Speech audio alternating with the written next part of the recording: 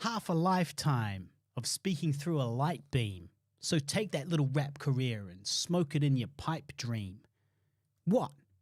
I'm hip-hop to the brimstone and sulfur. You just another sacrifice to lay up on the altar. The fact you think you part of this, I feel, is vulgar. Instrumentals I produce have more to say about this culture. Welcome along to the Guy and Harley podcast. My name is Harley Neville. And I'm Guy Pigden. I was just checking the audio there. Sounded quite good. That's good. That's what you want for your first show back in a while. Now, we were so tired and hungover after our trip to Europe, our whirlwind trip across the world, that we just couldn't do another show for 2 more months when we got back. We were just recovering this whole time. The hangover lasted 2 months. 2 months, yeah. Yeah, so that's why there hasn't been a show, but we are back from our indefinite hiatus. I remember when Blink-182 broke my heart with their indefinite hiatus. They announced after Take Off Your Pants and Jacket, their album, that they were going on indefinite hiatus, and then they didn't do anything for years. And it was a dark, dark day for pop punk. It was. Mark and Tom had a falling out. And one of them started believing in aliens really passionately. Yeah, Tom. He really went off the deep end there. And then when you listen to Angels and Airwaves, Tom's other band, it doesn't sound very good, in my opinion, compared to Plus 44, which is Mark's band. And so Mark's sort of side project, Plus 44, sounds kind of like Blink-182, but a little bit different. But Angels and Airwaves is much more successful. Is it? As a band, yeah. Like their popularity and stuff is like, obviously Plus 44 was only for like 1 or 2 albums as well, but where Angels and Airwaves is still going. Yeah. But I believe that, popularity-wise, I really like some of those Angels and Airwaves ones.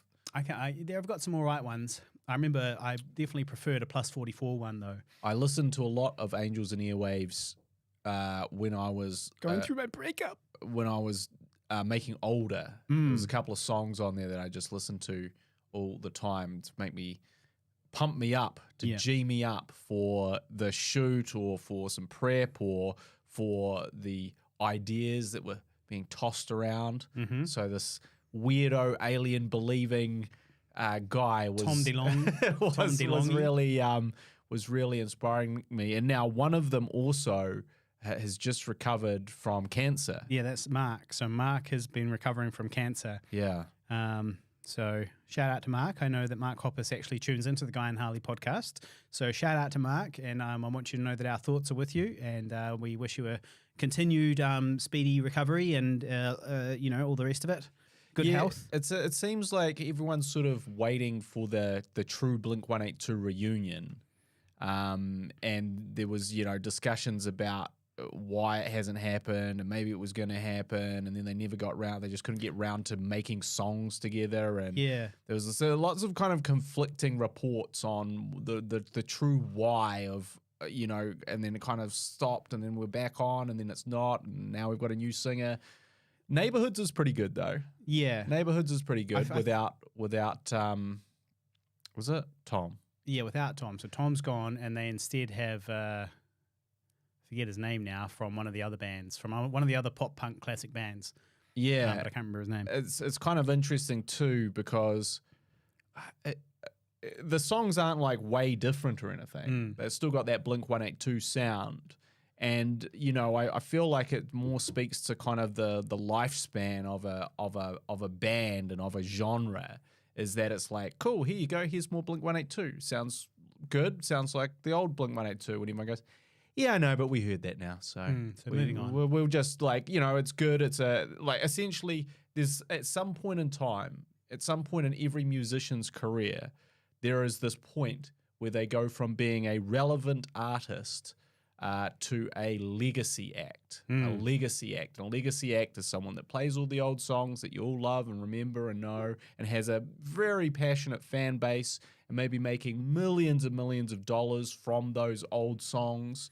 And essentially they'll essentially make all their money from touring, and they will also sort of sprinkle in their new work within those tours, but know that everyone's going to be dead silent and not give a shit, and then like go everyone at the Limp Bizkit reunion. They're like, shut up, just play break stuff. Yeah, just play break stuff. And Nookie, play Nookie. Dookie was Green Day. And so, there comes a time, and it's interesting because music is one of, music like movies, but maybe even more so is one of the most powerful to affect a human being by just doing something in a short period of time. Music is incredibly powerful. Music can take you back to a place, take you back to a moment in time. I know that I connect a lot of memories if a particular song comes on. That suddenly brings me back to that space. The Ballad by Millencolin. You burst into tears every time you hear the Ballad by Millencolin. Last selection at the ball game. Never get a pass. So there's all these sort of, and music has that thing, and music can be sort of timeless in that way, and that is beautiful. And so I don't think it's necessarily a bad thing, because essentially if you become a legacy act, it means that you've created a collection of music or a few songs of one song that has lived on in people's minds and hearts for decades, if not longer.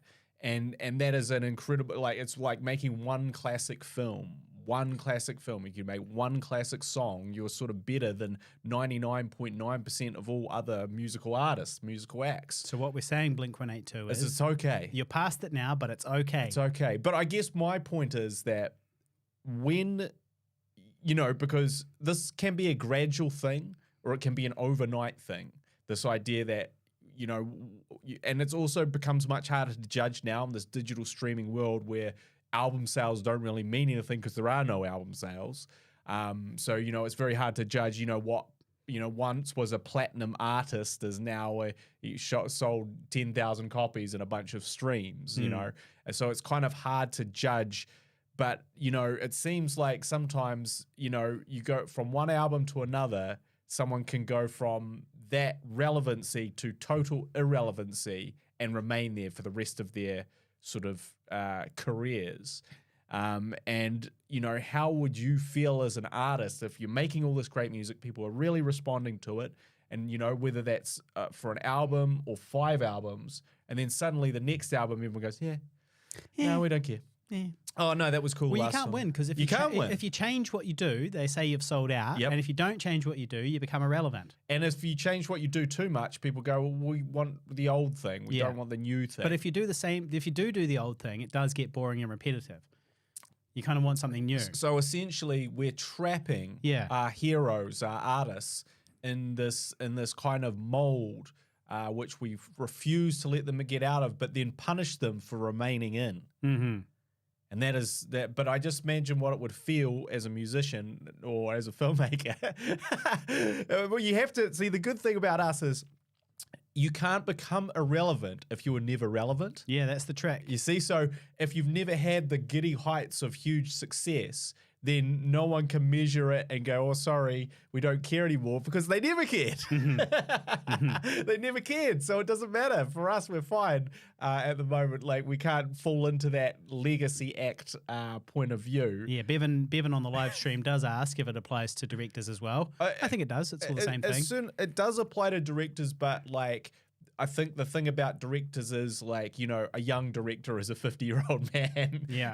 So there's kind of more time potentially to be in this space. And there's also many examples of these kind of great directors who have, made something, really, I mean, Quentin Tarantino called it the limp dick films of old directors, and the idea being that when they've lost their virility and can no longer get boners anymore, they also make weak films. And so he doesn't want to become a limp dick director and make too many movies. But then you have these kind of, a counterpoint to that would be someone like oh shit, I forgot his name now, but he directed the Mad Max films, and he just did Fury Road, and he was in his 70s when he made the Fury Road. And Fury Road is, I think, the best Mad Max. But not only is it the best Mad Max, it just the best one. It just annihilates. That's the newest one, right? Yeah, that's the newest one. It just completely annihilates every other action film that was made in that time period and shows a different and more exciting way to do it. And this is a man in his 70s, you know, going up and battling against the odds of this desert for, you know, 150 days and doing all, a huge majority of practical stunts and all this sort of thing, and just totally killing it. And so there are many examples of directors sort of, I guess, still doing great things even at the end of their career, although there's probably more examples of them not. Yeah, that movie... Brilliant. No, like good practical effects and all of that stuff, like quite a spectacle, and it's really cool that they did all those practical stunts and that. But the story... They're like, oh, we've got to get away from this city because this is where it's not safe for us here. So we're going to escape to this oasis somewhere else. Let's go. They go to the oasis and they get chased all along the way, and they, you know, manage to escape, and they reach the oasis. The oasis is not really there anymore. It's not a great place. So it was all for nothing. And then they just turn around, go back to the city, and now they're the bosses of the city. Basically, that's the story. And now they're the bosses of the city. Like... It was stupid. Why did they leave in the first place if they could just take over the city so easily?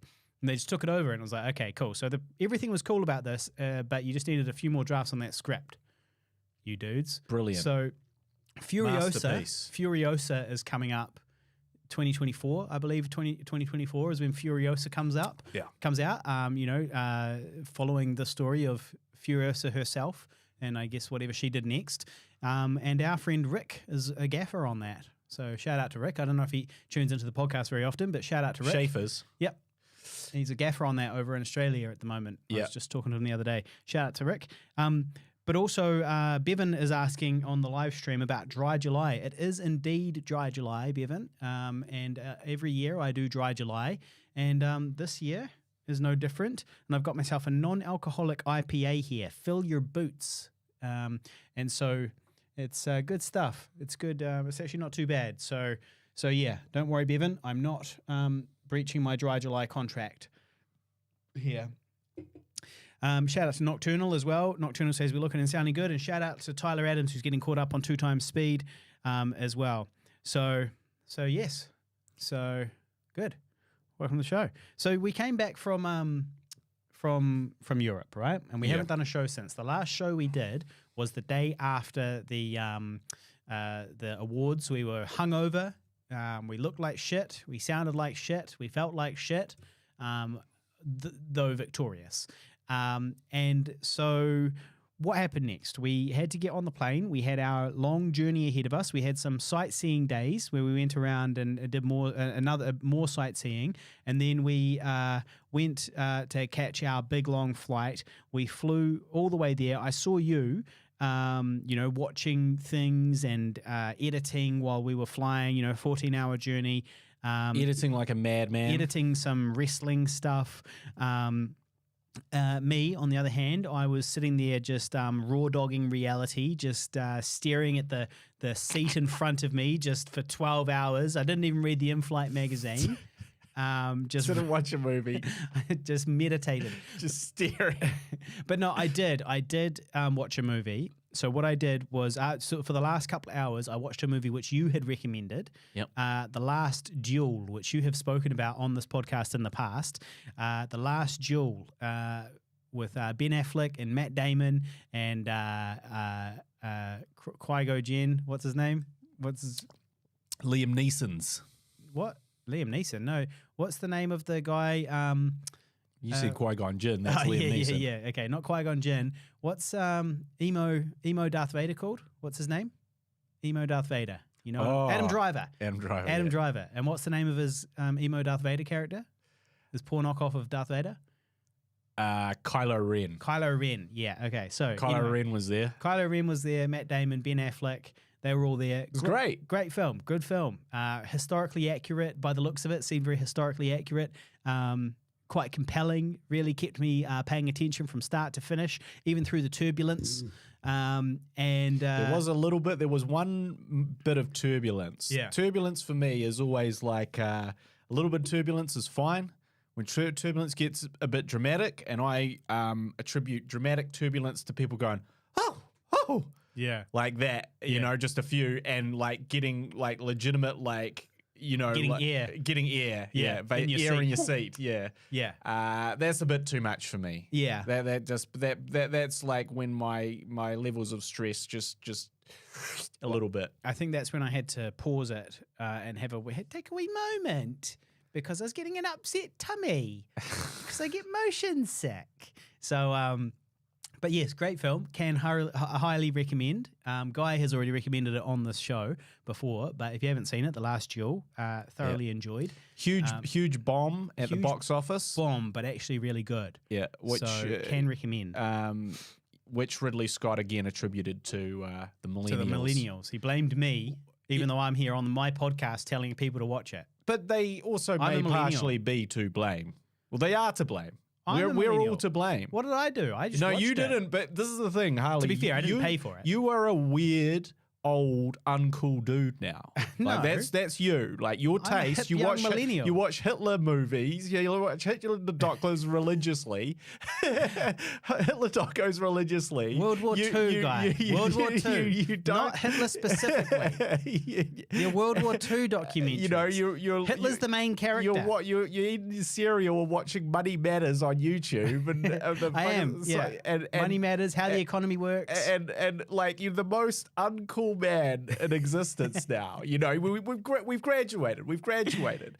Okay, so you watch The Last Duel and go, it's fucking brilliant. You know, it's great. But the true millennials, the young millennials go, oh, where's Thanos? Yeah. Where's the VF? What? We don't even fucking. Where's the snap? Oh man, this Captain America's not even in this one. It's from some old time period. I don't even get this shit. Yeah. What the fuck are they wearing? Well, is that guy wearing a dress? Yeah. Oh, this is dumb. It is representative of our failing education system. Yeah. So we are to blame to some degree, just not specifically the two. We're maintaining Not the you good and me. fight that Yeah. you know, thoughtful movies done well, stories told well have a place. And these are big budget movies and they should still be made, but unfortunately, you know, the world at large is like, even because that was a long movie as well. Yeah. Which does break your rule. It does break my rule. No movie should be over 90 minutes. And this is like 2 and a bit, two and a half even maybe. Yeah. And, you know, there's absolutely all worthwhile. But again, the millennials, Ali, it's not a YouTube video? Yeah. What the fuck's the point? Well, so I watched it. I liked it. I recommend it. And the other thing that we did before our flight, so I knew it would give you a medieval boner. A medieval boner. Yeah, it really got my, I don't know, it really helped me erect my tower. Yeah. Yeah. The castle was standing firm after that. Yeah. No, it was. It was good stuff. Great performances.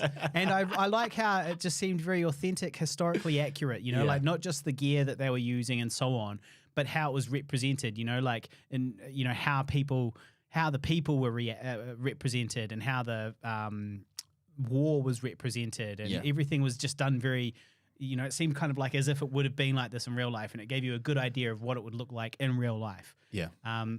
So yeah, good film. But before that, so we were hungover in our last episode, right? And then we basically went nowhere that day. Okay, go back and tune into that one if you didn't catch it. The next day, we had a full day. We actually had our biggest day of sightseeing the next day. And aside from all the sightseeing, you know, we've already established on the show that nobody wants to hear our shitty travel stories. Yep. But we did sightseeing, we did stuff, but we also did mushrooms. We did some mushrooms there, and it was your first time ever doing mushrooms. Yeah. I've done mushrooms on quite a few occasions, so I got so we went into the shop. You got the smallest amount of the weakest one. That was the option you chose. I chose the second smallest amount of the second weakest one. So I was like a level up from you and a bigger dose. Yeah. Because I've done them before, so I sort of knew what to expect. But it would seem that actually your ones that you had really had a strong effect on you. Huge effect. And my ones didn't really work very well because I fucked up the dosage. So I had half of mine, and then they were really disgusting, and I didn't really know how much to have. I was thinking of having basically sort of 2/3 of them in one go, and then just kind of seeing how it was. And so I had half. We went on an adventure to a canal cruise. No, well, yeah, that's right. Yeah, we went on a canal cruise and then on into our Father in the Attic church thing. Yep. And so then I had the rest of them somewhere halfway through the journey type thing. But I sort of fucked mine up, but that worked out all right because it made me your spirit guide. I was essentially your spirit guide and physical world navigator as well. So I was, controlling the phone and figuring out where we were going to and where to get to next, as well as being your spirit guide in that I was not as high as you. So first time mushrooms guy, tell us about that. Well, look, I recommend them. Good, me too. But obviously, I also recommend taking the smallest dose, and I don't necessarily recommend taking them when they're illegal. I recommend going to Amsterdam and taking them where they have all these different sort of strengths and things, and it's all regulated, and it's all so you go cool. Well, what I thought when I was on them, I was like, this is like super fun. It was just sort of everything. Your sensory perception was different. Your tongue was very in face and everything was tingly, and you just kind of had this real crazy buzz. You were just buzzing. I wasn't like hallucinating or anything like that. It was sort of similar to being nicely drunk, but not the same. In terms of, more just, like obviously everything seemed very funny and hilarious. And everything was sort of, highly entertaining. It was entertaining too. Like, to be fair, I would have been laughing at the same things. Yeah. I just wouldn't have been laughing as much. Yeah. But really it was that sort of, that euphoric feeling was what was good about it. And that feeling just kind of coming in waves. So it would come as a wave and you'd be like, whoa, I'm really buzzing. And then it would kind of calm back down for a little while. It's all finished now. It's all done now. And then it would come back. Whoop. But that's kind of good because you wouldn't want to necessarily be at that stay up here the whole time. Yeah. Because, and so it was definitely fun. Imagine if you had the strongest ones you can have. Imagine that level. Well, that's the thing. And, obviously I sort of did some cursory Googling afterwards. And, it's like that's how you throw yourself out a window, which is how they got regulated in the first place. Yeah. As a 16-year-old tripping the fucking balls off, a very strong dose, and essentially was like, yay, maybe not I'm flying, but like either this trip is so scary I need to get out, let me get out through this top floor window, or this trip is so trippy that I feel like I can just walk out this top floor window and be absolutely fine. But whatever the case, that is not where you want to find yourself.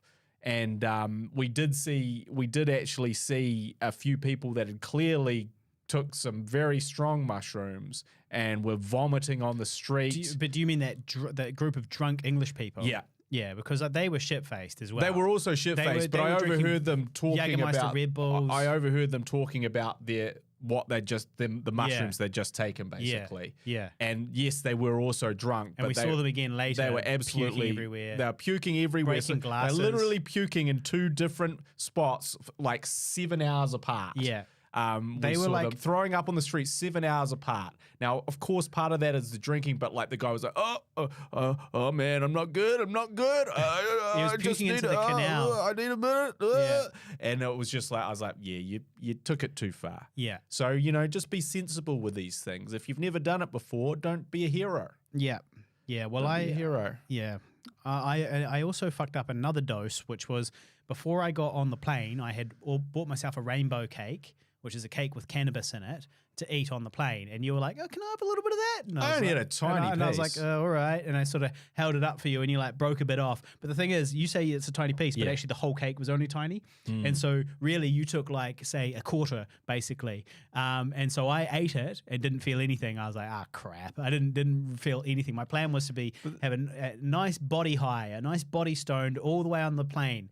you know, so I didn't have to raw dog reality. Well, the you know? real issue though, Harley, is that you're a seasoned pothead. I was going to say a horrific drug addict, and you need to chill the fuck out on your drug taking so that when you do take drugs, you actually feel something. Well, the only drugs I take are cannabis and alcohol, if you count it, although not this month.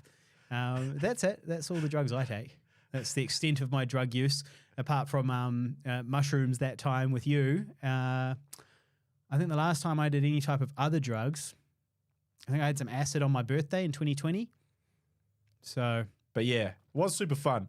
Yeah, that buzz, that light mushroom buzz is genuinely a lot of fun. But that's a trick with drugs. If you want to do drugs, stick to the natural ones: mushrooms, weed, that type of thing. Also, you know, like in terms of ayahuasca, where I thought I was, well, apparently people have horrific trips on that. I haven't tried it. But, you know, where I was on, you know, because at certain points I was like, oh, is this too much? Yeah. Like, is it, I'm like this is on the verge, it's okay, but it's on the verge of being overwhelming. Yeah. But it's not quite. Yeah. And because so you had your spirit guide there, mate. So I think, though, if I'd taken the next level up, I might have gone, actually, this is horrible and I need to just lie in a dark room. I need to throw myself into the canal. Yeah, exactly. The water will help me wake up. Yeah, I just need to sober up in the canal. So, you know, but yeah, it was super fun. So I do recommend it. But, you know, just start with the moderate dose. Work your way up. Work your way up, you know. Certainly nothing like the horrific salvia trip.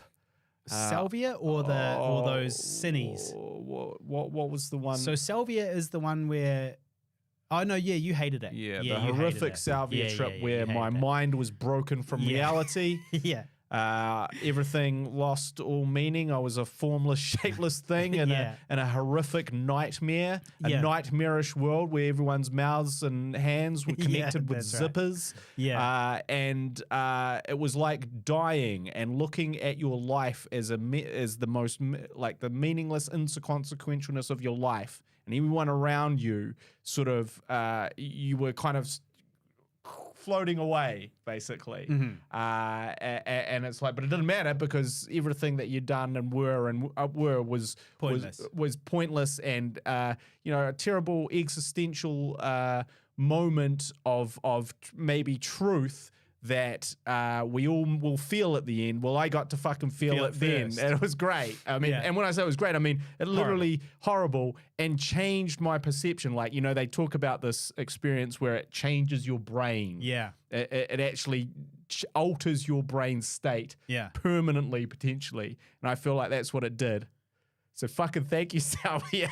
Well, fucking thanks a lot. Me, on the other hand, I really liked salvia. It was great. I did it a number of times. Fucking horrible. But it is definitely a mind altering. It's definitely kind of a perspective changing type. Floating away experience. Into the void. Yeah. Yeah. No, I thought I was an international, interdimensional traveler as well, to a certain extent as well. Yeah. I thought I was an interdimensional traveler who then got stuck in this reality. Yeah. So I came up into this reality and I was like, nah, it sucks here. I'm going to go back. And then I went and there was nowhere to go. I was trapped here. And then you looked around and you realized that you're Harley Neville. Yeah, I'm trapped. I'm Harley Neville now forever. Fuck. Crap. That's what happened to me. Yeah. So we did those drugs, those mushrooms and we had a few drinks and smoked a few joints here and there. Yeah. More me than you. Yeah. And then we got back on the plane, watched movies. You did some editing and so on. First 2 flights we were together, and then the third flight from Australia, right at the end of this horrific ordeal, I went to Christchurch for a screening of films, and you went back home to Auckland. Yeah. And we went on separate planes, and then that is potentially where things went awry for you. Yeah. And no, so, because also we got super lucky. Like, my plane trip there wasn't amazing. But one of the reasons it wasn't amazing is because, you know, it was a super full plane. Yeah. And whenever the plane is full in economy class, you know, it's like sardines trapped in a little can. Yeah. You know? And so this time both flights, I think I had a spare seat next to me, which means that I could Me too. actually open my laptop, which is kind of too big to really operate on Yeah. just one seat. And use their table. Yeah, so I could kind of use one and the other, and I could also stretch my legs, which is a real big thing on the old 14 hour. So I feel like we got really lucky in terms of, you know, those long flights. And I was like, sweet, just one more flight to go. Yeah. Just one more flight. And this is a short one, so it'd be no big deal. And, you know, I don't know about you. Short means 4 hours. 4 hours. Yeah, 4 hours. Yeah. So I don't know about you, but my flight, my 4-hour flight was on the worst plane. It was on a tiny plane. It was on one of the planes like that you think can't do international travel. Yeah.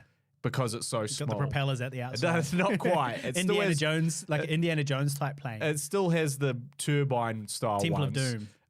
But it was like, I was like, okay, all right, this is really snug. And like my knees were literally wedged up against the seat in front of me. Yeah. So very, very uncomfortable, especially after, you know, 17, 18 hours of other flying. But it was also really, really hot. And I was kind of tired by this stage. But so what would happen is I'd kind of fall asleep for like 1 or 2 seconds and then wake up because I was in pain from my, because I was too hot and I couldn't like the aircon, I couldn't turn on the aircon to make it cooler. And I was uncomfortably wedged. And that sort of, but we were in this super close proximity to each other. I was cheating because I brought some snacks on the plane, so I didn't have my mask on all the time because I was popping these snacks all the time. Yeah. Even though obviously they did come round one time with a drink or something. Yeah. Something shit. But, you know, so I was popping these snacks. I was just having the time of my life and not having the time of my life, I should say. But, you know, not protecting myself in any way. Yeah. Just raw dogging reality. Just raw facing reality. Yeah, and that was the other thing. Like, I couldn't watch it. Like, it was too hard to concentrate on any movies or anything. It was just a miserable experience. Yeah. And then we got back, and again, I took a COVID test day 0. Jab. Day 0, fine, no worries. Took a COVID test, I think the 3rd day, fine, no worries, no probs. And then I was at the gym, and I can't remember if it was either day 4 or day 5, probably day 5. All I know is you have to take 3 negative tests when you get home, and I'd taken 2, and they'd be negative. And then I remember being at the gym, and like I was just started feeling dizzy when I was doing like the workouts, and I was just feeling very weak and like kind of sick, but dizzy, like kind of what I wanted to pass out, not like, you know. And I was like, oh, man, jet lags hit me hard, man. Yeah. Jet lags really caught up to me this time because I didn't really suffer too badly with the jet lag on our trip over, thank God. But I was like, yeah, man, jet lags really got me. And then I went home, and again, I was like super exhausted, just feeling really tired. And but then I also was kind of having these feverish dreams. But I couldn't sleep. And I ultimately ended up waking up at like 4 a.m., but now I got other symptoms. So now I had like a snotty nose, a sore throat, a little bit of a cough, all that sort of thing. And I was like, I can put 2 and 2 together here. But I took a test at about sort of 5 a.m. that morning, and it was positive. So tested positive for COVID. I'd picked up a new strain, and also like all the other tests that I'd taken that were negative tests of the many tests I've taken, nothing comes up. Whereas this one went positive like super quick. Right. Like, you know, they say wait 15 minutes and it was like after 2 minutes or something. And I was like, oh shit. So then I had to isolate for 7 days. Fortunately, so I basically took like a day or 2 off teaching. Fortunately, my students had sort of assessments to do, so it wasn't that big a deal. And then I taught remotely the following week, so I just taught at my computer. But for me, the symptoms were just very fluey and very sort of bad cold-like, except for the fatigue. And the fatigue was the killer. So for me, I would just be like working away and then be like, oh, feel like I'm going to pass out. Oh, and then I just have to go to sleep for 2 hours. And this kind of kept happening well after that 7 days, and I think Richard said those symptoms sort of lasted like 3 weeks. And that was certainly the experience for me, is that I couldn't, like at 7 or 8, I just had to go to bed, along with a nap in the day. And I just never had any energy. So I did lose my taste a little bit, my sense of taste a little bit, and smell a little bit, but not like completely. And then those things sort of came back, and I was feeling like okay, except for this extreme fatigue that would hit me through the day. Nocturnal. So you got the COVID. So I got the COVID. So I'm all right for another 2 weeks, and then I can get it again. Yeah, well, that's what the thing is. That's what they're saying now, right? Is the official advice used to be that if you catch COVID and then you get sick within 90 days of that COVID, you don't have to check for COVID, because it's not going to be that, because you've already had COVID, you're safe for at least 90 days, not a problem. Well, they've changed that now. The official number now is 29 days. Yeah. So if it's been 29 days since your last infection, you can get infected. So they're saying that you can be infected 12 times a year now. This can just be every month you catch the COVID from somewhere, and just every month you can just get it again. Yeah. So it was absolutely. So that's Seems really like everybody has it at the moment as well. Like, well, that's the a huge. lot of people around. That's the Auckland huge seem to have problem, it. is that if we keep getting sick with it, we keep having to stop work with it, we keep having to mitigate giving it to other people. But now we can just kind of get it monthly.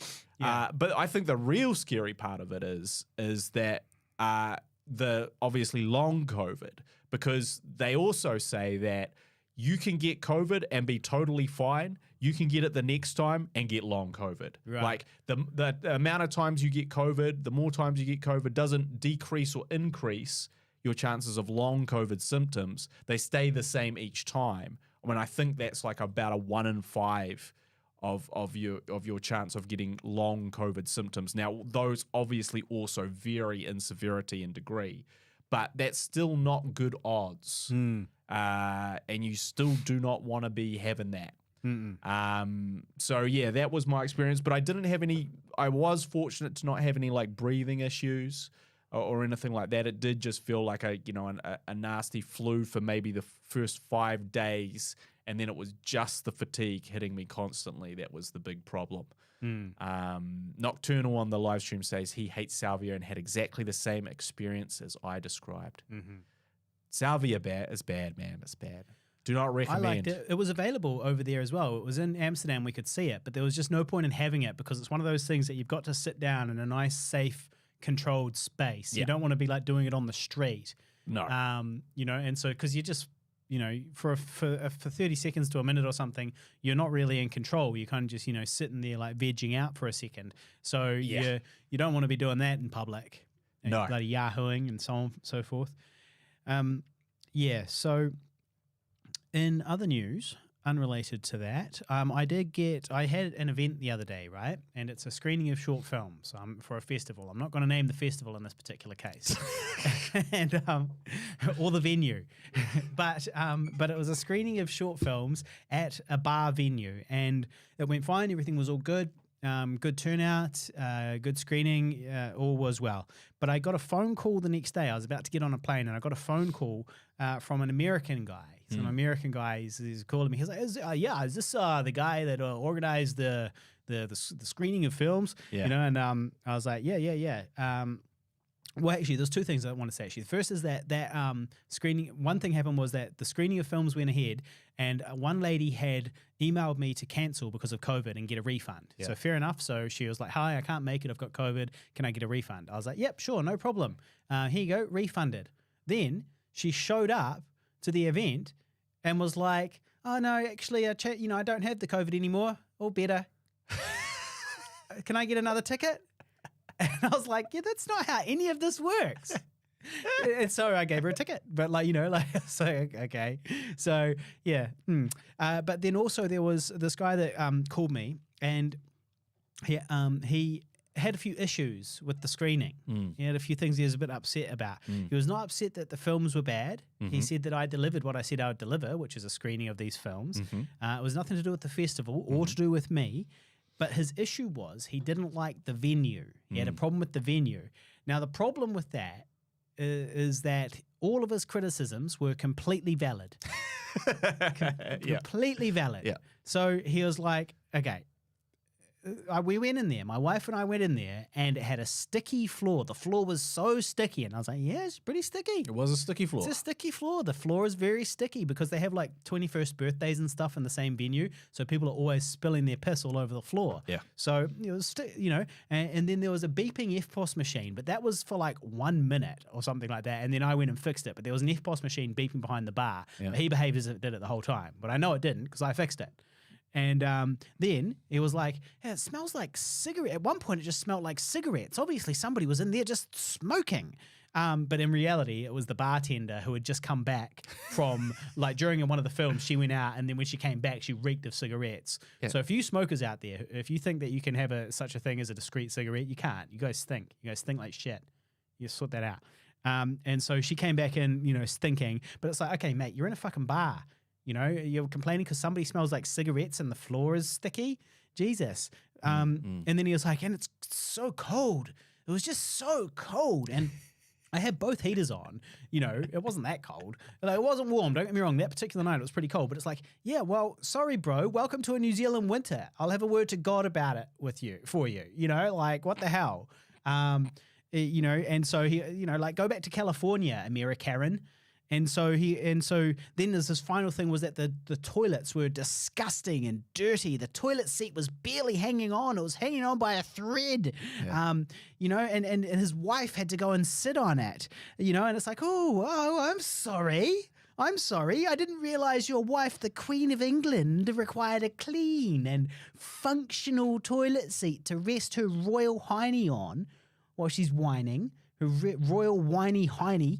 And so he said it was, quote, unacceptable. But here's the thing. He accepted the whole film. He sat and he watched the whole thing, and then he left afterwards. I entertained him for a full evening, and then he left afterwards. And then the next day he calls me to get his refund. He wants a refund because he's not happy with the venue. So he likes the festival. He likes me. He likes the movies. But he needs a refund because of the venue. So he's taking money away from the festival because he's got a problem with the venue. So you gave him the refund. Oh, of course. I mean, it's much easier for me to give him the refund than to like fight with him. And also, he said, maybe I could give him complimentary tickets to our next event or something like that. But our next events are bigger events, and I was like, well, that's a really good deal for you. And also, if you're a pain in the ass like you are, then do I actually want you at my next event? Yeah. Not really. No. What are you going to complain about at that one? Yeah. So it was like, no, I'll just give him his refund and he can go do whatever he wants. So that was really what happened there with the Amerikaren. Yeah. Well, look, sounds like another case, a classic case of American entitlement. Don't count on a non-sticky floor and clean toilets. Shout out to our American listeners, and Jason P. Diddy Combs. And a non-beeping FPOS machine. Those are luxuries, But over here in New Zealand, we just muck in and make do. I'll give it a go. Gonna try one of these non-alcoholic IPAs. It's not bad. Just needs the alcohol. Carb in a can. Carb in a can. That's what you're getting here. That's what you're getting. You know what? Not bad. That does taste like a beer. Mm-hmm. It does. Seems less fizzy than a beer.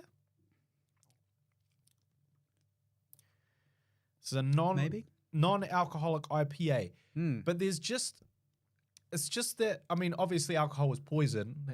That is, you're poisoning your body to the point where it can no longer process the poison, and the feeling of elation that you get is your body essentially failing and shutting down on you. Yeah. Because of its failure to mitigate the toxicity in your system. Good times. and so, it's missing that delightful toxicity, isn't it? It's just missing that little thing at the end, that little Yeah. buzz of, which is actually your body going, hey, hold up on this shit, please. You're poisoning me. Yeah, I don't like, sorry. Yeah, so that's what it's missing, but it's not bad. Yeah. Well, Carb in a can. that's what you should call your beer when you make a beer. Carb in a can You don't want to mention carbs now and beer. trying to sell things. Yeah. I did have an incident recently in the bed, a bed incident where I had an upset tummy. You text me about it, actually. I had an upset tummy. You had to call in sick to work. Yeah. You had to call in sick to work in this studio, which is literally next door from your house. You called in sick to work. Because I had a bit of an upset tummy. And so I had, for some reason, an upset tummy, and I went to bed, and at some point in the middle of the night, I did, I passed wind, and that wind was it was a wet and humid type wind. It was a mighty wind. It was a wet, humid, and mighty wind.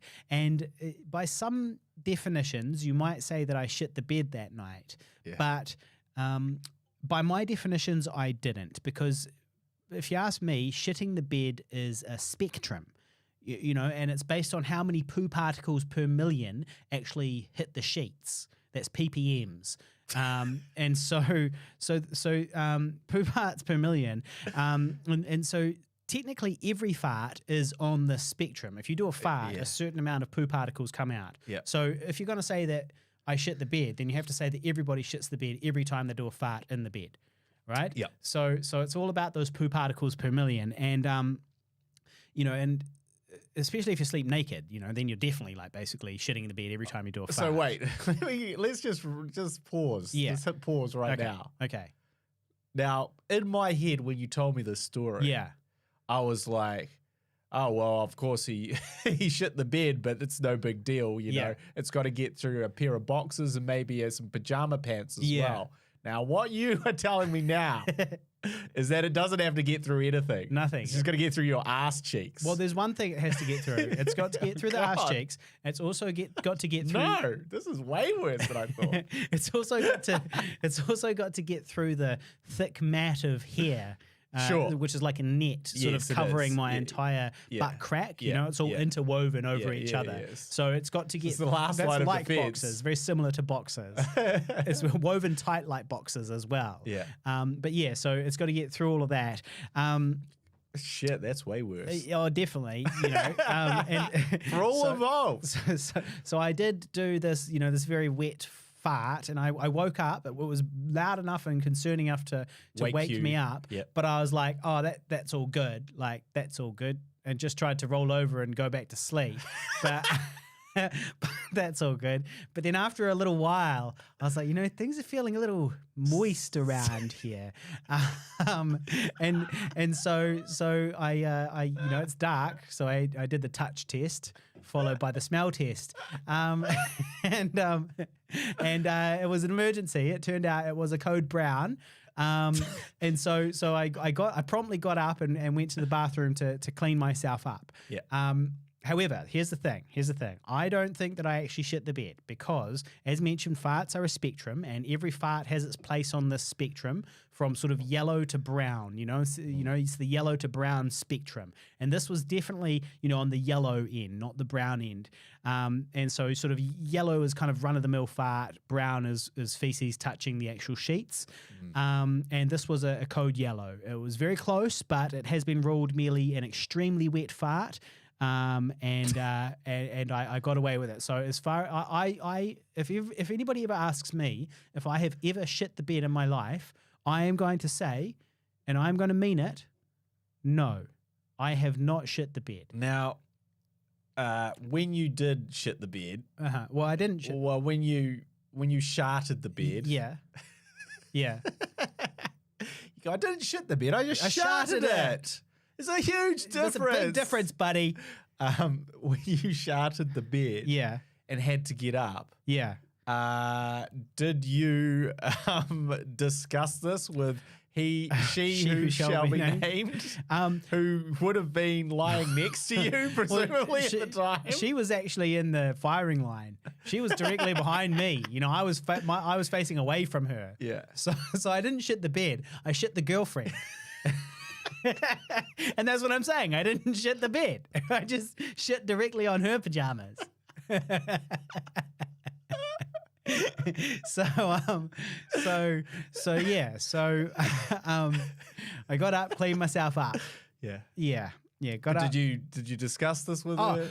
So she remained asleep. She actually thought it was a dream. Yeah. And so I came back after having wiped my bum, and and I went, got back into bed, and I was like, I had to wipe my bum, and she was like, ha ha ha, that's a funny thing to say. Yeah. And then the next day when I saw her, she was like, wait, that wasn't a joke.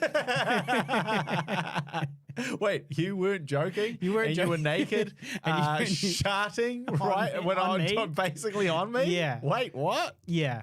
So the next day I did wash the sheets as well. But that night you were like, look, I'm just going to chance it. I'm just going to chance it. I'm going to throw caution to the wind and assume that there's nothing there. Yeah. No, I did lift up the lift up the sheet and have kind of a good thorough sniff. I was like, no, it smells all good. The touch test, the sniff test, there, it was all good. So shout out to Liam Hegarty. Just tuned in time for shitting the bed. And he says, good to have you back, I guess. Well, welcome, Liam. Thank you so much. Pop yourself over to YouTube and watch on YouTube if you can, mate. That Facebook is useless to us. No, it doesn't help our watch time. Can you hit thumbs up? Yes. So that was the latest poo story. We haven't had a poo story. Yeah, on I was going to say if you're feeling like you've been missing out on Harley shitting himself stories, like that's been something that you've been missing recently on the podcast. Yeah, trust him to make a comeback. Exactly. I'd never leave you hanging for too long. Sharted the girlfriend. Brilliant. I didn't shit the bed. I sharted the girlfriend. It's different. It's totally different. I went recently to the Big Screen Symposium as well. Yep. That was a good networking event. It's an annual networking event in Auckland where filmmakers all get together, and there's distributors there and producers and all types of different people. And there's a bunch of seminars and not really workshops, but meet and greets and different, conversations. And you spend 2 full days immersed in this world, with breaks in between where you can schmooze and chat with other people, and then there's a social element to it at the end of it as well, and it was very good. So I went this year. I went last year. What was your favorite workshop? Look, I'll level with you. Most of the time. Most of the time, my favorite part about it is actually going up to the filmmakers or the people, that I in the foyer, the networking sort of side of it, and the rest of it I kind of just sit through. But just to clarify, for the listeners, the Big Screen Symposium comprises of about 6 hours of workshops per day over 2 days, and maybe about 2 hours of networking in between those workshops. Mm-hmm. And you seem to be suggesting that you have no recollection or memory of any of the 12 hours of workshops. No, just that I don't have a favorite one. Right. But there was one that was quite interesting, which was about publicity. There's a new publicity guild now, Publicists Guild in Auckland. It's a new thing, similar to the Writers Guild and the Directors Guild. Now there's a Publicists Guild. And they talked about what they do and how they help films to go viral, and different tips for sort of different social media marketing strategies that can be done just by anybody. And they had a TikToker there who's sort of built himself a wee empire, and he's got a studio now. And they talked to him, and they talked to a couple of publicists, and I found that one pretty interesting. That was lots of kind of quite practical tips.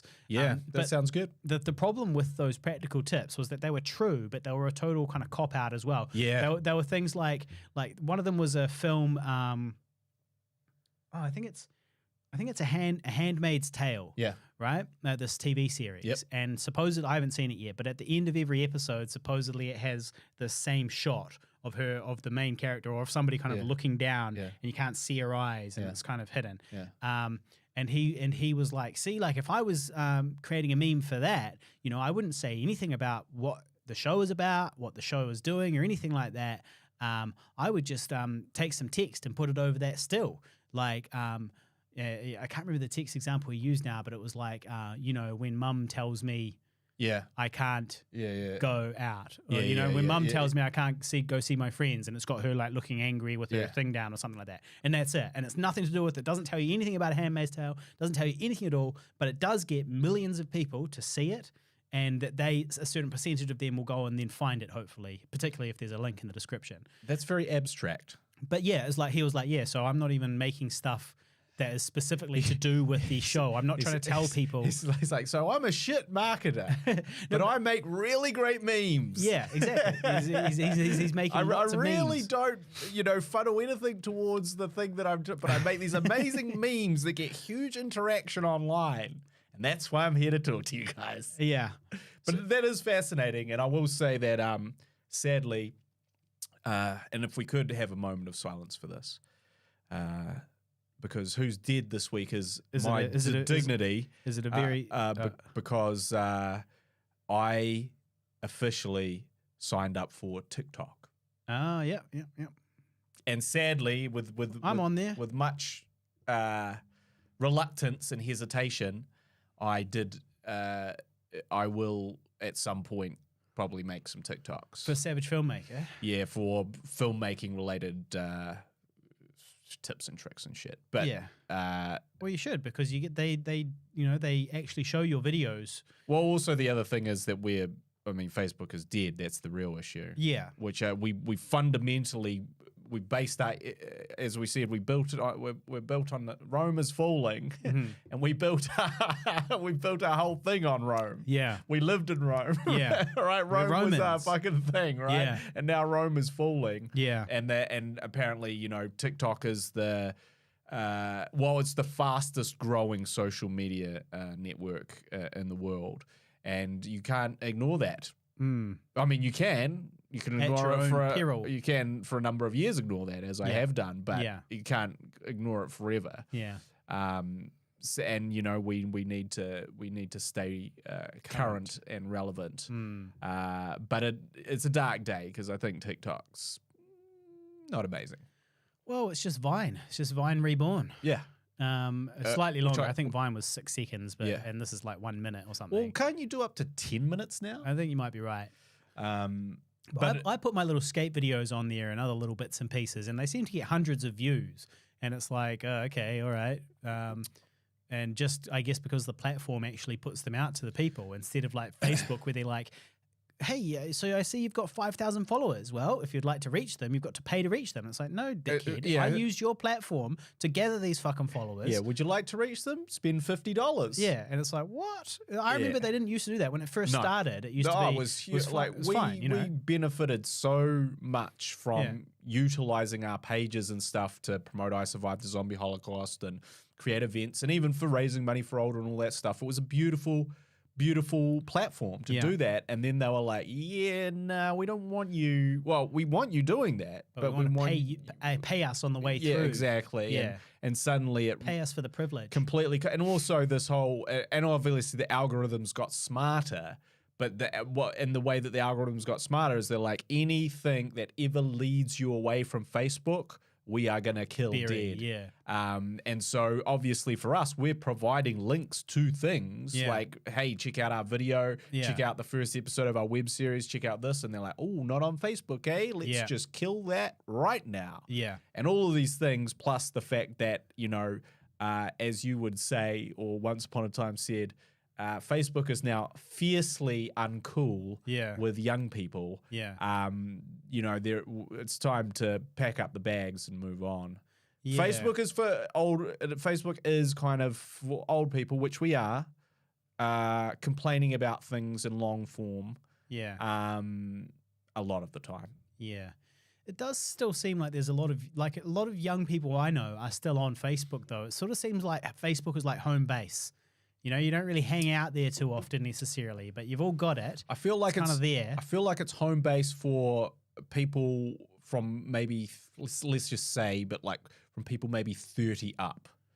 but definitely, But I've got friends on there that are all under 30. yeah. Like a bunch of friends that are under 30. But they might be doing the TikTok and all the rest of it, but they're still on Facebook.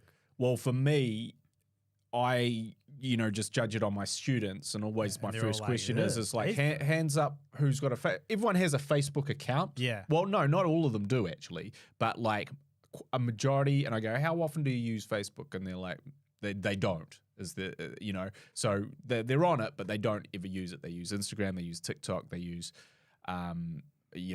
maybe those two primarily. So it's just interesting to see the shift. But it's also like, damn, got to start making TikToks now. Got to make everything vertical. It's quite annoying. Well, the good thing about it, though, is you could take those same vertical TikToks and put them on YouTube as shorts. Yep. So you can double up. You can double up. Get as maximum value out of it. And then presumably IGTV as well, or IG stories or whatever it is. Yeah. Those are better off vertical as well. The other problem with TikTok, as far as I can see, is that unlike, say, YouTube, it's actually very hard to make money on TikTok. Yeah, you've got to get sponsors. Yeah, to monetize yourself, which is similar to the way that you monetize yourself on YouTube, but not. But, like as in for a brand or a sponsor or something to care, you got to have like something like 100,000 followers or something for brands to start entertaining the idea of giving you money for your stuff. And yes, of course, you can direct people to courses and all that shit, but like, well, great, you're directing 100 people to your course. Guess how many is going to be paying for that course? Yeah. 0. So that's the only issue with TikTok. Also the fact that like if you've built your infrastructure for a decade around Facebook, which we have, Also, just can't be fucked learning any new ones, really. Yeah, of course. I can't be fucked re-establishing myself. I'm That's a what I'm saying. Facebook celebrity, god damn it. I know. And now go to that, TikTok. like, there's the thing, like, you have this big thing that you come and teach on my course when you come and speak at my digital media and design course. And it's fundamentally around being a Facebook celebrity and how you did that, how you grew that, which is all very, like, valuable information if Facebook is relevant. Yeah. And now that's the thing. So I would even think from compared to like when you first came and spoke, which would have been in 2019 or 2018, I think the students would be really engaged, more engaged. And if you come in 2022, be like, yeah, man, so speak to me, I'm the Facebook guru. Yeah. And they're like, well, like, that's great, old man. Yeah. What a week here. I'm the guru of Facebook. Yeah. Yeah. Well, speaking of Don't mess with me and my 5,000 friends. Speaking of digital media and design, Yeah. I have been working in film and TV for 20 years. I studied at Polytech. I'm a student of the game. And not of TikTok, but of the game in general. The game in general. The general game. Not of trending games. Games, Mario, Super Mario. Yes, Super Mario on Brothers. NES. I got this PlayStation 1. The Nintendo 8-bit entertainment system of games is the student you are of. Yeah. No, Nintendo 64. But yes, exciting news. Thanks to you and you passing the information along, I have signed a contract and sent it back, and now I can finally realize my lifelong dream of being a teacher. It's those who can do and those who can't teach. Exactly. And I can't teach. But you can't do either. And I can't do. You've got to pick one. So you've just gone with teaching. I've gone with teaching. So I'm going to be teaching, lecturing 1 day a week, some 16 and 17-year-old kids that are interested in digital media and design. Actually, and this is the thing. They're not necessarily interested in digital media and design. They've picked this because it's an alternative to going to school for 1 day. Yeah. Now, if you could go, hey, you're going to goof about on a computer at this other place for a day, or you can learn your maths, your science, your English, what are you going to pick? Yeah. Because I tell you what, I'm effing off to the digital media and design. Yeah. With absolutely no understanding or caring of what that might be. Well, it is a little bit disconcerting and hilarious that I start in 2 weeks and am feeling a little bit underprepared. Nevertheless, I'm sure it will all come together at some point. But yeah, that's pretty interesting. So that's my new gig. For the remainder of this year, I'm going to be teaching once a week. Molding the minds of tomorrow, shaping the minds of tomorrow. Oh, molding, inserting being the molding as in getting moldy. Word. Yes, exactly. I'll be inserting my political beliefs into the classes. And my own. Yeah, I do a bit of that. Do you really? Yeah. Because I assume that's the type of thing you can get in trouble for if you're like, well, make sure you vote green, guys. What I do is not so much my political beliefs, maybe my ideological beliefs, but it's more about I'm trying to teach these people how to critical think. Yeah. So I'm trying to teach critical thinking in terms of, because really the biggest enemy for our youths is misinformation, really. And not just our youths, unfortunately. In fact, maybe our youths are able to discern it a little bit fucking better than some of the people on my Facebook. Exactly. Some of the old people on my Facebook. Some of the 40-year-old people on my Facebook. Fuck. So, I don't want to say it's just a problem, but it's more a problem of something that's not really taught at school, right? And you have to go into sort of higher education to sort of be introduced to some of those concepts, broadly speaking. And so this is a problem because, if you want to, for example, kind of try and ascertain what is and is not bullshit, unfortunately, the internet is not a good place to go. It's not a good place. And unfortunately, that is where everyone goes. And so, we need to learn or to be able to assess, the information that we're presented and question it, and sort of go forth from there. And so that is actually a part of the course that I enjoy, is being like, okay, let's just sort of look at these and analyze these ideas and concepts and reports and see if we can pick holes in it. Well, so I've got this job starting in a couple of weeks, right? I've got a lot to learn before then. Not just the actual thing that I'm teaching, but also how to be a teacher and, the process and what's going on and the protocols and how it all works, right? So I've got a lot to learn. And I'm going to be my course starts at 9:15 in the morning on a weekday. So I have to sort of drive through rush hour traffic to get there. I'm going to be getting up early enough to get there on time, that type of thing. It's reasonably far away. So there's all of that. But at the same time, I'm going into night mode and working full-blown overnights at a local broadcaster to work on the Commonwealth Games. So I'm working on the Commonwealth Games, and so I've got my first day of school, and then that night at 2 a.m. I start a shift, a fully nocturnal shift from 2 a.m. until 10 a.m. Working on the Commonwealth Games, which are in Birmingham, so the time difference, that's why it's overnight like that. So I'm going to be, I'm meant to be all chipper and fresh for my class, and I'm actually going to be in full-blown nocturnal mode at that time. So you can guarantee that I'm going to have an extremely shit sleep the night before, not just because of the nocturnal mode, but because of the nerves and the jitters and the whatever else it is. Because I'm going to get up there and I'm going to stand in front of about 13 teenagers and try to teach them stuff that they potentially know better than me. So that'll be good. So that's it's always a challenge. All stuff that I'm going to have to be quite nervous about, all at the same time as being in full-blown nocturnal mode. So almost certainly be running off like a couple of hours sleep. Yeah. So that's good. That's exciting for me. Yeah. But trial by fire. It does remind me of when I started, where I would finish on one of my first Mondays, I would finish a shift at 6 a.m. or 7 a.m., grab an hour of sleep and then drive to teach. Yeah. And that's what I did every Monday for my first year, I guess. That's not. I don't recommend it. That's not how I operate. I don't recommend it. I'll be nipping that in the bud for sure, straight away. Don't recommend that. Whatever that was happening on Sunday night, that'll be gone. Yeah. Do not recommend. Yeah. Now, I last year I was in a commercial for an ad for a supermarket. Yep. And this commercial played for 12 months. Well, I got some very good news recently that this commercial has rolled over, which means that it is going to play for another specified amount of time. Now, the amount you get depends on the amount of extra money you get repaid depends on how long the rollover is for. So if it's 6 months and you signed a 12-month contract, you'd get half your money again. Well, the good news is it's a full 12-monther. So How much are we talking here?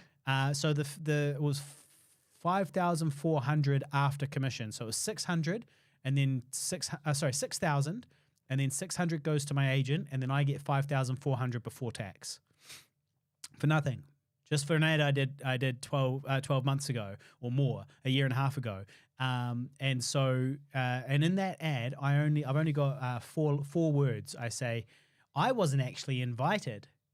Oh, it's that one. Yeah, I wondered if it was the other one, which I recently saw. The one, the MTF, we're in an inflatable duck or something. with Josh Thompson. Yeah, Pulling a funny face. Pulling it, funny face acting, no dialogue. Yeah, so your specialty. That is my specialty. It's a 15-second. Well, funny ad. face acting is your specialty for sure. That's one of your one of your gifts. Yeah, comedic gifts. Funny face acting. Yeah. Not everyone can do it. Yeah, just me, Rowan Atkinson, and Mr. Bean, and Jim Carrey. Yeah, funny us face three, acting. Us three, great funny face actors. It's true. Yeah. Well, so that's good that rolled over, and that's not bad. If you call that $12,000, basically, that's $12,000 for 4 words. So what's that? $3,000 per word. That's what I fucking deserve, guy. And that's what I should be getting on this show. Well, I should be getting $12,000. What did I say? $3,000 per word. That's what I'm going to start charging for this show. So if any of the listeners want to help us reach that stage, please hit share on this podcast and hit thumbs up and write a comment down below, and the we'll only go person viral. getting $3,000 per word for podcasting is Joe Rogan. Yeah. Well, could be us. You never know, mate. We might just go viral. Yeah, well, never say never. Never say never. We did ride in a Tesla. This is my first time ever riding in a Tesla, and I got to ride in not just any Tesla, but a Tesla Model X, which is the one with the gull-wing doors. It was a thing of beauty. I really liked it. I thought it was great. The Uber driver said it was a piece of shit. Was not so impressed with it. He said that the suspension at the front was too light or something like that. Or some whiny bullshit. As he fucking hooned around for and quickly and efficiently got us where we were going with 0 emissions in this beautiful looking car that seemed to be handling very well with the cool gull wing doors that didn't require us to touch anything to get in and out. And so yeah, it was a thing of beauty. But yes, the grumpy old fart Uber driver didn't seem too happy about it. But, you know, he would have been complaining about anything and everything. You'd also say that he would know. That he would know because he's the one who's driving them. Driving Teslas for the last few years. Yeah. So he might have a good idea that maybe it was pretty funny. Harley was like, "We got to go on this Tesla," and I was like, shouldn't we just catch a regular thing or catch the bus? And he was like, "Nah, the Tesla, man, the Tesla. We got to go on the Tesla." Yeah. And I was like, they're the same thing. They'll take us from one place to the thing, and we'll be in the seat. But with 0 emissions. And it was like, no. So we got the Tesla. Now, to Harley's credit, it was actually cheaper than the Uber, right? There you go. Presumably because it was a Tesla, as in the way they now charge based on all that sort of thing, presumably, right? So, like, that to me was the most interesting thing, is essentially a taxi ride in a fully electric Tesla is cheaper than a Uber ride, which is traditionally cheaper than any type of taxi ride in a regular car. So I was quite astounded by that. I almost thought that add extra for the Tesla. But then it was like, yeah, Harley starry-eyed in the Tesla was like, how is she? How is she? You know, what was it like? And then he proceeded to shit on Tesla and list a whole bunch of problems with them. And one of the biggest complaints was that essentially they would quickly break, so they'd break quite quickly, within a year, and then you couldn't get the replacement parts because there was a parts shortage. And so, obviously then you've just got a car that doesn't work. Well, they're working on that, mate. They're working on that. But it certainly put me off Teslas. Yeah. What he said, I was like, shit, I can see how all of this would be very problematic. I'm just going to hold off. Yeah. Also, because you were just about to buy one otherwise. I was on the verge. You was just about to get one. It was that or a house. Yeah. They're in the same vicinity in terms of affordability. Yeah. Yeah. The Tesla is your deposit. Yeah. Tesla is a deposit on a house currently. Now, I did read an interesting article about some of the other cars that are in competition with the Tesla that are alleged to be quite a lot better, primarily due to the affordability and also the sort of that's the thing is the Tesla's the sort of the Rolls Royce. The Rolls Royce, exactly. But we need essentially what we need is the Prius of these fully fully electric cars. So we don't need it to go 0 to 50 in 1.2 seconds. That's actually not very helpful a lot of the time. I mean, why do you need to go? All you do is go smash into the back of people all the time. If that's the case, people like fast cars. I mean, I don't care personally, but people like fast cars. But obviously, the other thing, I guess the dream of Tesla, the idea Nick of Zaladi, shout out Nick Zaladi, 5150 listener. He likes fast cars. I don't know if he likes EVs. The concept of Tesla is more to do with the full ecosystem of the self-drivingness, right? Which I don't think a lot of the other companies are. They're not even close. Entertaining or engaging in the same way. She who shall be named is just like the stream. You just heard that story before, I hope. Which one? Which story? Oh, that when you sharted on her. Sharted on her. Yeah. Yeah. Oh, she was peacefully sleeping. Minding her own business. Yeah. Yeah. Well, that's the thing. There's no. So here's the way ahead in a few areas. One is that they're doing a different self-driving thing than other people are trying. So it's a different and better and superior self-driving thing, and they're way ahead on that technology. And they're investing a lot of money in that. And they've gathered heaps of time and data, which is what it's all about. It's all about the data, and they've got more data than anybody else. It's all about the data points. And then when you invest in Tesla, for example, you're also getting you're not only getting the vehicle side of the company, but you're also getting all the solar and battery storage side of the company as well as whatever else they do in the future. And then they've got essentially it's almost like you're booking a ticket to Mars. Exactly. Although they're not SpaceX, but they're the safest vehicles. They're safer than the other ones. The Teslas are.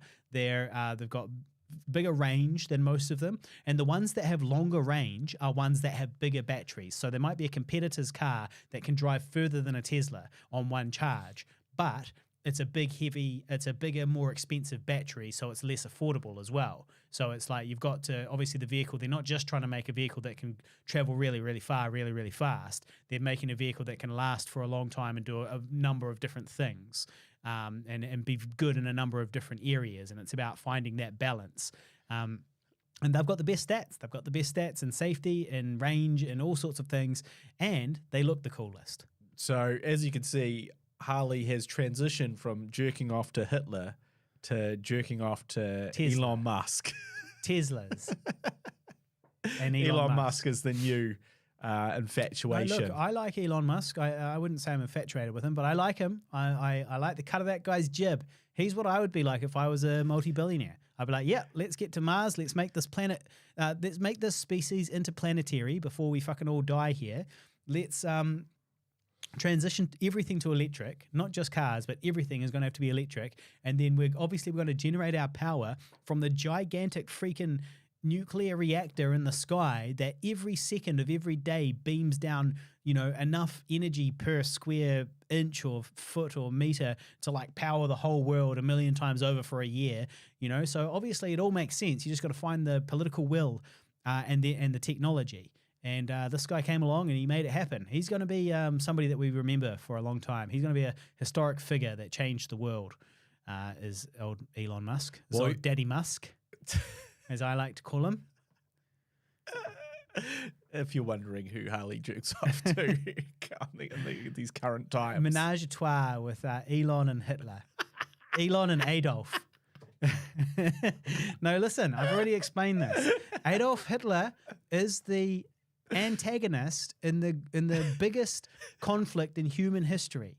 You can't have an interest in World War II without having a thorough understanding of the main antagonist. It'd be like cutting out Darth Vader from all of the Star Wars movies and expecting it to still make sense. Just ignoring everything about Darth Vader because he's a mass murderer who blew up Alderaan.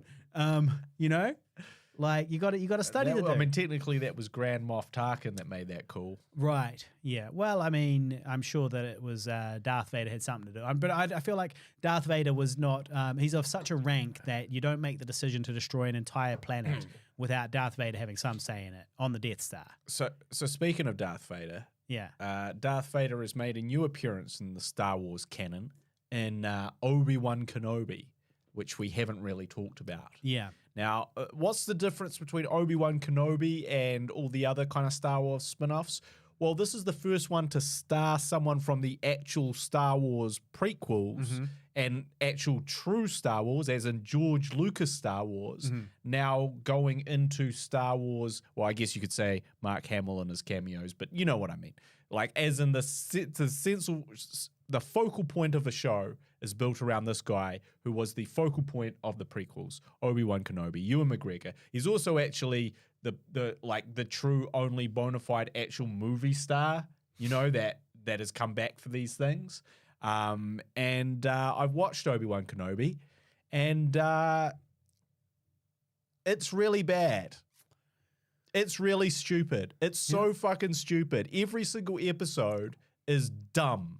Like, as in there's so many, like, here's the thing about, you know, suspending your disbelief or whatever, is that you can do it. You can be presented with these things. And like for you, for example, when Iron Man shot off into the sand and he didn't die, that's where your suspension of disbelief on the Iron Man thing, you really lost that. Yeah. And also when Indiana Jones got into a fridge and got nuclear bombed 100 kilometers away and then climbed out of the fridge. But you were, I was like, I'm all good. Put his hat back on. But you were okay with him closing the eyes when the Ark of the Covenant opened and everyone, and an entire Nazi army being melted around him. But that's fine. Yeah. Yeah, exactly. So that's fine. So one thing is a magic. Bridge. You can close your eyes.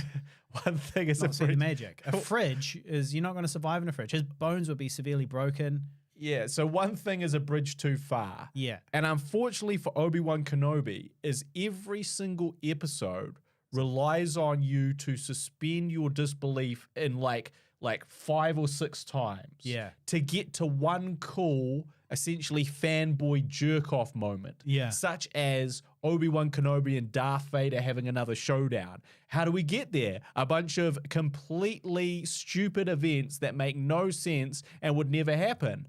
That's how we got here. Yeah. And there's just time that's like every episode is that. And then even in like spoilers for anyone that hasn't watched Obi-Wan Kenobi yet, but of course you have. I haven't. If you're a Star Wars nerd. But essentially Obi-Wan and Darth Vader have another epic face-off, right? Now this is allegedly like 8 years before Obi-Wan Kenobi's an old man. That's the other thing. Ewan McGregor's like a young, hip, handsome movie star, right? And he hasn't moved into his old man roles. And yet in 8 years, he's meant to transform into Alec Guinness in Star Wars A New Hope. Yeah. Which is fucking ridiculous. Well, only if you've watched Star Wars A New Hope. You know, like, which most of these people haven't necessarily. Yeah, everyone's that's watched recasting though, right? Yeah, that's the way it works. They should have, but anyway, so you're saying they should age him up a little. They should have aged him up a little. They should put a little bit of gray in his hair. Yeah. You know, like just stuff like that. It was just little things to kind of, and they have definitely, I guess, not made him look as young as he could. Yeah. By comparison to other shows he's making in this time period. But that's not good enough. But he has this epic battle with Darth Vader. Right? This mass murderer, this guy that's essentially hunted and killed and wiped out the Jedi. And the younglings. Let's not even forget. Don't forget what he did to the younglings. Never forget the younglings, okay? Which are referenced and is a huge plot point in this series, the younglings, right? Yeah. And so they have this epic battle. Again, the epic battle doesn't really make sense. Like, for instance, Darth Vader uses the Force to bury Obi-Wan Kenobi under a bunch of rocks. And then he's like, well, I'm sure he's dead. Let me just walk away. Yeah. And it's like, well, certainly the Force would tell you who's not dead under there. Certainly you would not just trust that because you buried him in a bunch of rocks that he'd be gone. Well, not given that the last time you killed him, you chopped off both his legs, one of his arms, and then put him on fire in some lava. Well, and then he still came back. No, that was Darth Vader. Darth Vader has put Obi-Wan in a bunch of rocks under a bunch of rocks. Right. Sorry, I get it. Yeah. But it's just, and then he walks away, and then obviously Obi-Wan uses the Force to throw the rocks off. Yeah. And you're like, all of this is dumb. Yeah. All of this doesn't make sense. In this context of this fight, it's stupid. Yeah. Okay? In the context of these space wizards, this is silly. This is over the top. And in context of two people having a fight with laser swords and using the invisible space wizards and using with the laser swords, using the invisible Force against each other. Yeah. This is over the top and ridiculous. Yeah. Let that fucking sink in, okay? And then essentially what happens, and again, no rhyme or reason, because the next time they meet in 8 years, Darth Vader absolutely suns Obi-Wan and, essentially destroys him, right? But now, Obi-Wan just 8 years later, Obi-Wan doesn't even fight him. He just has a crap little fight with him, and then he turns off his sword and goes, "If you strike me down, I'll come back more powerful than you could possibly imagine. Which means a Force ghost. Occasionally that counsels Luke Skywalker, which is not super powerful. That's not more powerful than Darth Vader could possibly imagine. No. I imagine Darth Vader could probably imagine something quite worse than a Force ghost that never ever bothers him ever. Yeah. Going forward. Yeah. Doesn't even see him again. Never appears to him. Nothing. Yeah. But anyway, so they have this epic battle which shouldn't exist. Like it doesn't make sense that they've had this epic battle, and then essentially Obi-Wan wins it, which again doesn't really make sense. Like he's gone from, and also at the start, it's like, he's lost all his powers because he hasn't used the Force in so long. And then he's struggling to regain them. And then by episode 6, he's the fucking grand wizard of space wizards. Yeah. Grand master Force guy, which actually would be Darth Vader. And anyway, so they have a fight. Obi-Wan basically beats him, cuts half his mask off, so you can have that moment of him like looking through the mask. And then he's like, "I'm so sorry, Vader." And then he just fucks off. He's like, that's it. And it's like, wait a second. You've just... and literally before this, right? He goes, "It's the confrontation. Me versus Darth. This has to happen. I have to end it." Okay, this is all things he says before this fight, which he then wins and goes, "Yo, see you later. Peace out. Mm-hmm. I'm going to leave you to go along. I'm going to leave the Emperor's right-hand man, arguably the most dangerous man in the universe, the second most evil person in the universe. I am going to leave alive and just wander off. Mm-hmm. I'm just going to go. And then when I meet him again, he's going to do some horrific things, including kill me, or turn me into a Force ghost or whatever. But it just makes no sense. It's like you set out to kill him in the prequels. Yeah. You realize through this series that you failed to do that, which means that he's become even worse than he was in the prequels when you chopped off his arm and his leg and left him to burn in lava. Okay, that's what you did back then when he was kind of a good guy still. Yeah. Sure, he killed a few younglings, but he murdered the younglings and his wife. And Mace Windu.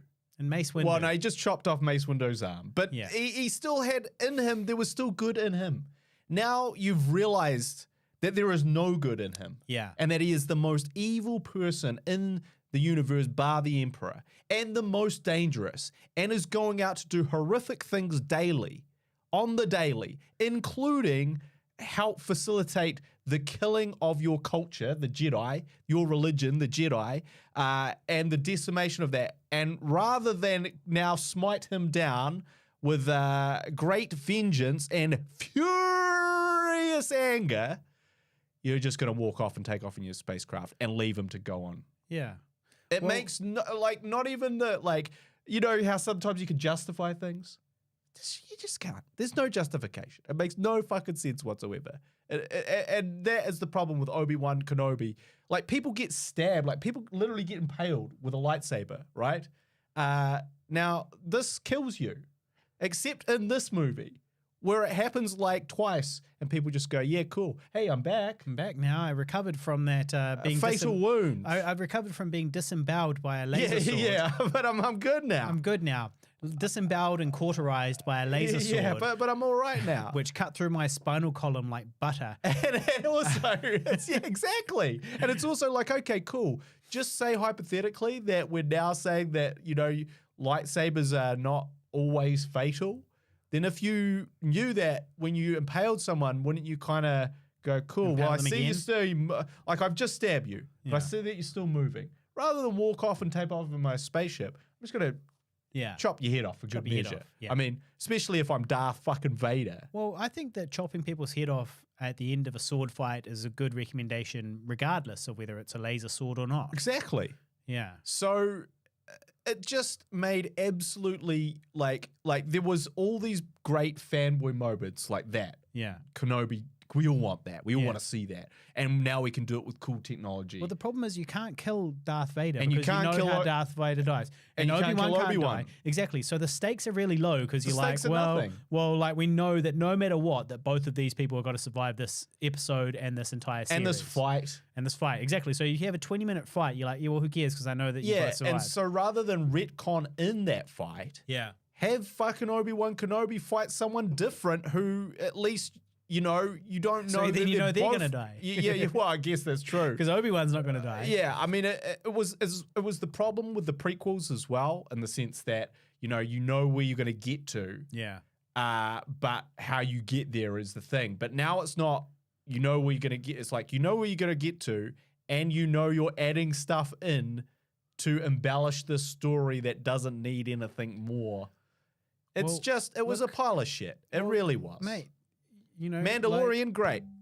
Boba Fett, I told you, you've got Obi-Wan Kenobi. After Star Wars, the last time I'll pay, that was where I gave up. I was like, no, that's enough. That's enough. These Disney Star Warses are pretty shit. They're not great, and I gave up.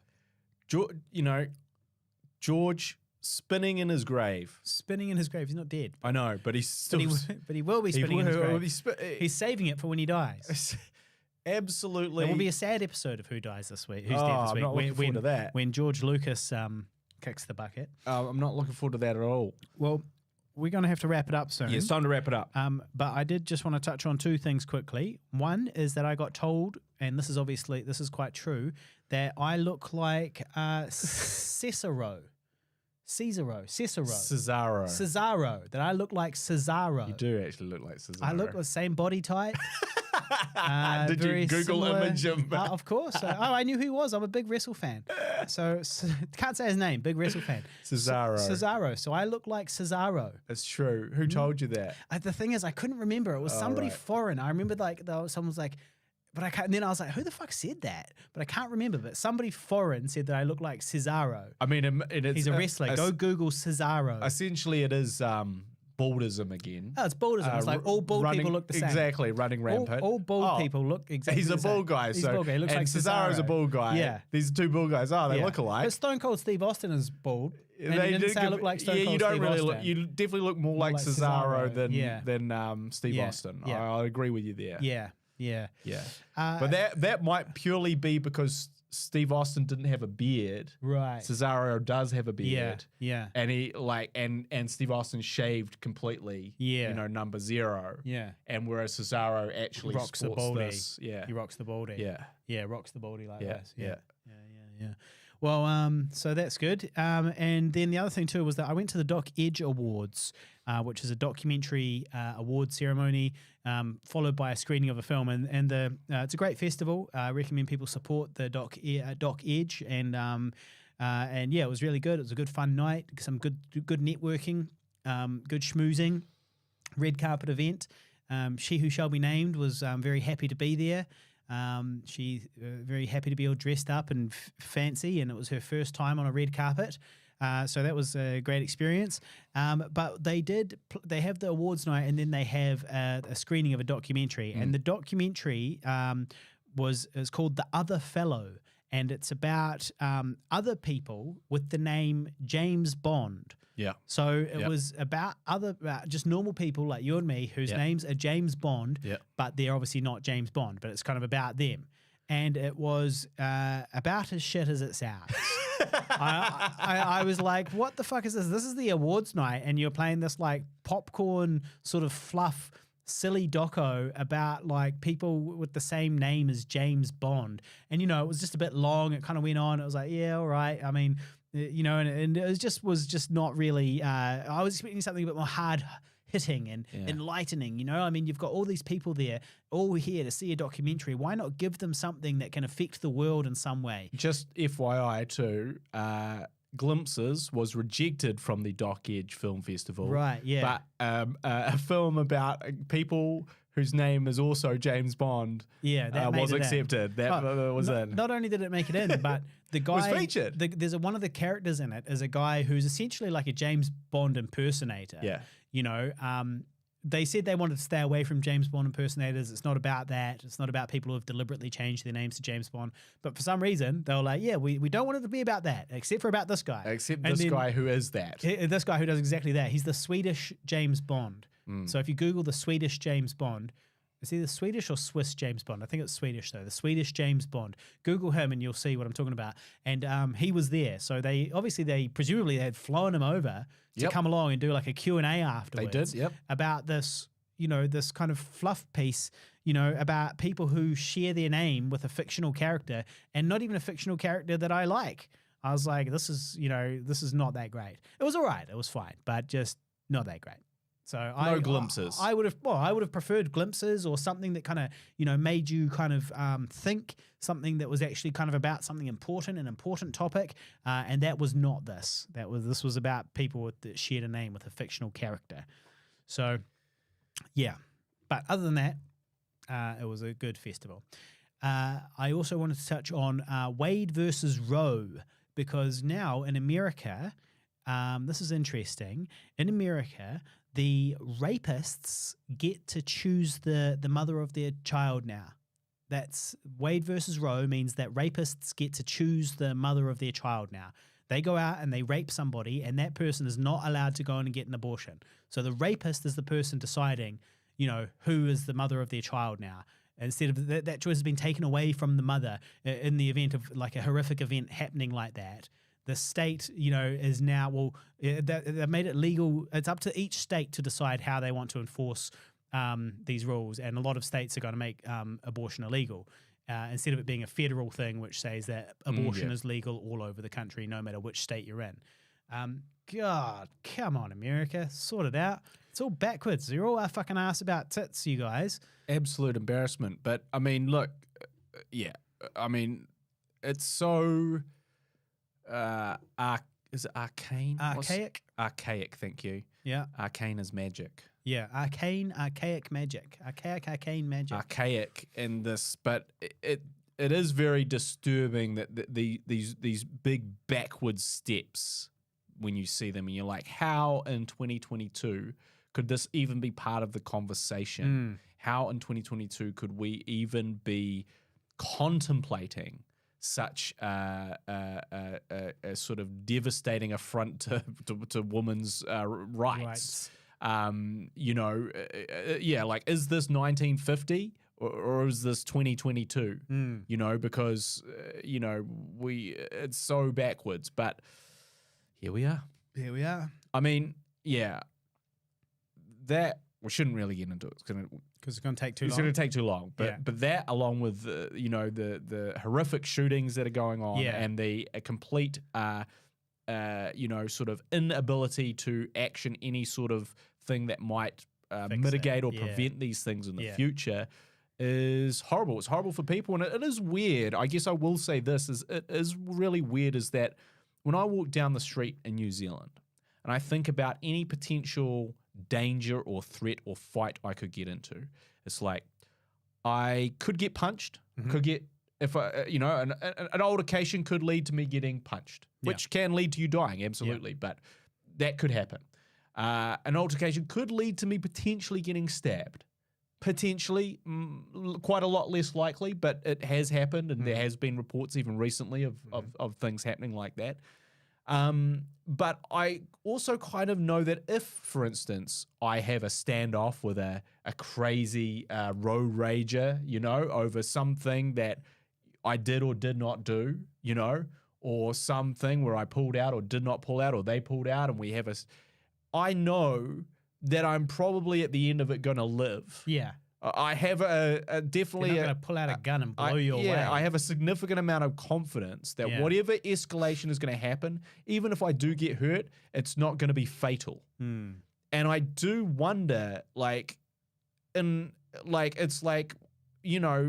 it's... You could get shot by the person you're having an argument with. You could get shot by their friend. You could get shot in the crossfire between two other people having an argument, and you just happen to be watching or filming on your phone or something just down the road from it. And then the police could show up and you get shot by them. And you could get shot by them accidentally or on purpose. Yeah. Because it seems they do both a lot. Yeah. And it's like, okay, this the level of danger to your life on a day-to-day basis is just higher. exponentially higher than in most of the sort of developed first world countries. And that is not good. That is not, that's, terrible by any circumstances, but it's just bizarre that it's like, okay, I really want to mind my P's and Q's if I ever go to the States. Yeah. Because I have no idea when or when not I might end up getting fucking shot. Yeah, somebody just pull out a gat and cap you. And we haven't even talked about what's going on with these mass shootings, where essentially these are all innocent people. They weren't part of any argument. They weren't part of any altercation. Yeah. They're just getting shot because people have access to guns, and they want the mental problems or whatever else, but essentially they want to make a statement, and they're going to make a statement with the weapons that they easily have access to, and those weapons are weapons that can do damage to a lot of people in a very short amount of time, and we're seeing it over and over and over again. And when they try and stop it, they try and say, for example, tighten up gun laws to make it harder for people to get guns. People have this idiotic argument. I've heard it so many times where they're like, no, but if you're just taking away the guns from the good guys. You're making it harder for the good guys to get the guns because the criminals have already got guns. And it's like, yeah, okay, I understand what you're saying, that you would like a gun too because criminals have guns. I get it. But the thing is that every single gun in America, every single illegal gun in America, let this sink in. Every single illegal gun in America was once a legal gun. In Mexico, the guns are illegal. They've been brought across the border. They've been manufactured in America and brought across the border. In America, they manufacture the guns. So all of the guns are manufactured right there by a corporation, which is then sold unscrupulously to the public, and then to responsible gun owners. And then those responsible gun owners lose them or sell them or get robbed, get them stolen from them. And then they become illegal guns. They get up on the black market. So every single gun that is out there killing all these people, it once came from a legal corporation. And so obviously, if you want to stop flooding the streets with guns, you need to cut them off at the source, which is the people, the corporations selling them legally to the public. You've got to make it harder for the general public to get a gun. And then you've got to do your amnesty and gun buybacks and that type of thing to get more guns off the streets. And then people say, well, there's already 300 million guns that are unregistered and, illegal. And, what's the point? And it's like, yeah, well, I'm sorry, guys, but it's going to take several generations for you to get those numbers down. I'm sorry about that, but this is the reality you faced. So your options are do nothing and keep flooding the streets with more guns. Yeah, do you buying more guns? Do you want 300 million illegal guns or 600 million? Exactly. Right? What's going to do more damage in the long run? In the long run. But of course, they don't want to do that. It does make sense though, right? Because we're talking about the long run, like, okay, well, in a few generations, there'll be hardly any guns around and you'll tighten up your gun laws. But in the meantime, they're like, yeah, well, I don't have a gun right now though. And there's 300 million baddies out there who do. Yeah. have illegal guns. So you can kind of see where they're coming from, but it's like, well, that's the cross you have to bear. You know, that's the burden you as an American citizen has to bear. You know, you have to not have a gun when lots of other criminals do, and in the long term, we'll get rid of all the guns. Well, also, it's just like, I've got a gun for protection, and it's like, you mean you've got a gun for shooting other people? So yeah, I guess, you know, all you're saying is essentially you'll shoot first, you know, or your shot will hit. But that doesn't solve the problem. You know. You know, essentially, you're like, yeah, don't worry, I need a gun so I can kill them first. That is not one step forward. Yeah, as one step forward, 8 steps back, as Tyler has put it. Yeah, so we feel sorry for Tyler over there for sure. Shout out to Tyler, shout out to Jason P. Diddy Coombs and the rest of our American listeners, even the ones that love guns. Shout out to Huda Moss. He loves guns. He's in America. Yeah. And he loves that. So look, each to their own. But remember, Huda, in a few generations, we could have less gun crime in America. All you got to do is stop selling so many guns to people and get guns off the streets. And on getting guns off the streets, we will get our guns off camera. These guns off the streets. Get them off camera. Better get these guns out of here.